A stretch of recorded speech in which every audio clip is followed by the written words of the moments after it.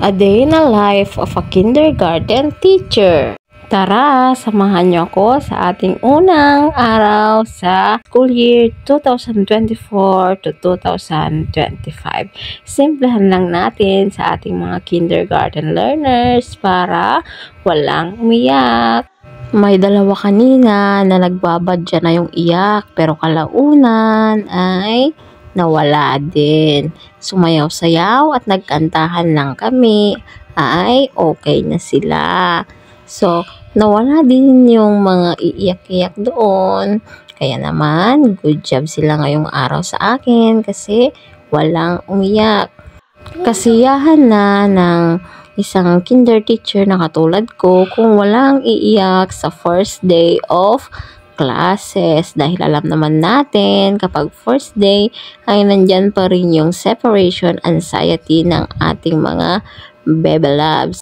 Hinayaan ko muna yung mga magulang ng aking mga kinder babies sa malapit sa aming classroom para naman syempre matignan din nila yung kanilang mga anak.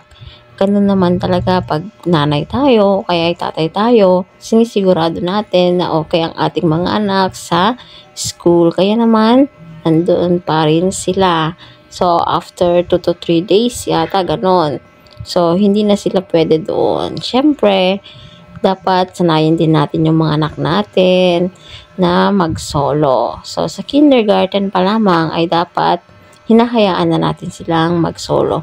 Hindi naman mapapano ang ating mga anak sa care ng ating mga kinder teachers. So, kami na ang pangalawang magulang nila sa school. Kaya naman, sigurado ako, nituturing namin pangalawang anak namin ang ating mga anak. So, sa mga kinder teachers na katulad ko, na-relate na kapag first day of classes ay may mga iiyak talaga at may mga parents pa rin na malapit sa ating mga classroom. Hayaan lang natin ang mga ito.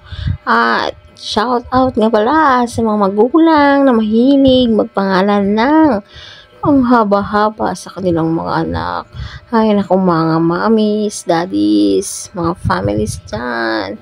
Huwag masyadong pahirapan ang ating mga anak. Minsan yung iba hindi na magkasya sa papel. Paano na yan? At salamat sa mga magulang na tinutulungan si teacher sa pagtuturo sa ating mga anak. Maraming salamat po at sana ang school year na to ay maging produktibo para sa ating lahat. Salamat sa panonood mga mamshi!